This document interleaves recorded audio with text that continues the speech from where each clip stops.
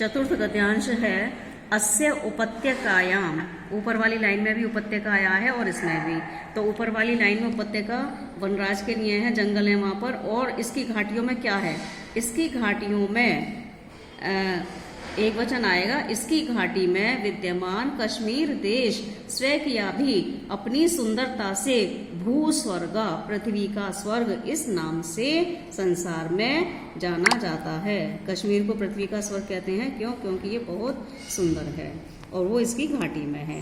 ततः च, और उससे पूर्व दिशा में स्थित किन्नर देश देवभूमि नामना, देवभूमि नाम से प्राचीन साहित्य में प्रसिद्ध आसीत, प्रसिद्ध था। अस्ति माने है और आसीत माने था। किन्नर देश, किन्नर जानते हो आजकल किसको कहते हैं? तो ये देवभूमि नाम से पहले प्रचलित था। अद्यापि आज भी कुल्लू घाटी इति नामना, कुल्लू घाटी इस नाम से प्रसिद्ध यह प्रदेश रमणीयता, अपनी सुंदरता से केशाम मनो न हरति, किनके मनों को नहीं हरता, किनके मनों को आकर्षित नहीं करता, अर्थात सबके मनों को आकर्षित करता है। आप ध्यान से सुनिए, जो पहले किन्नर देश देवभूमि नाम से प्रसिद्ध था पहले, आज उसको कुल्लू घाटी कहते हैं। ठीक है। वर्तमान में शिमला, देहरादून, मसूरी, नैनीताल आदि नगर देश के संपन्न यानी अमीर, पैसे वाले, धनी लोगों को गर्मी में बलपूर्वक घूमने के लिए आकर्षित करते हैं। एभ्यो अपि, इससे भी पूर्व भाग में अवस्थित स्थित रमणीयतम, बहुत अधिक सुंदर प्रदेश काम रूपतया, इच्छा अनुसार रूप परिवर्तन करने के कारण काम रूप इस नाम से जाना जाता है। यानी कि पूर्व दिशा की तरफ एक और जगह है जिसको कामरूप कहते हैं। ठीक है। अब पंचम गद्यांश चलेगा। अस्यैव कंदरासु, इसकी ही, कंदरा माने गुफा, इसकी ही गुफाओं में तपस्यन्तः, तपस्या करते हुए अनेक ऋषियों ने और मुनियों ने पराम सिद्धिं प्राप्तवन्तः, परासिद्धि को प्राप्त किया।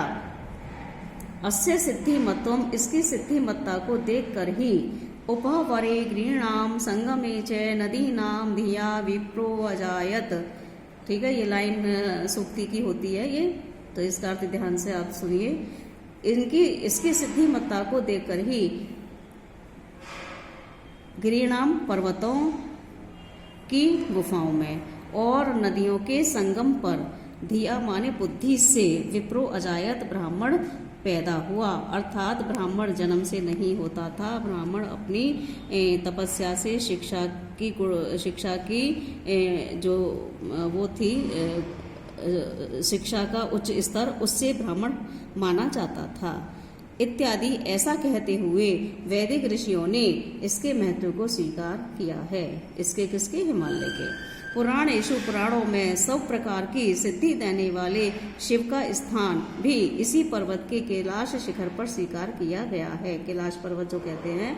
अस्यै प्रदेशेषु, इसके ही प्रदेशों में बद्रीनाथ, केदारनाथ, पशुपतिनाथ, हरिद्वार, ऋषिकेश, वैष्णो देवी, ज्वाला देवी आदि तीर्थ स्थान हैं। ये सारे तीर्थ स्थान हिमालय की तरफ ही हैं। अब लास्ट की 2 लाइनें देखें आप। इसलिए यह पर्वतराज हिमालय रक्षक होने के कारण, पालक होने के कारण, सभी औषधियों से रक्षा करने के कारण, सब सिद्धि को देने के कारण भारतीय लोगों में सुतराम अत्यधिक समादृत, आदरणीय है, आदर के योग्य है। ठीक है। इसलिए हिमालय का सम्मान किया जाता है।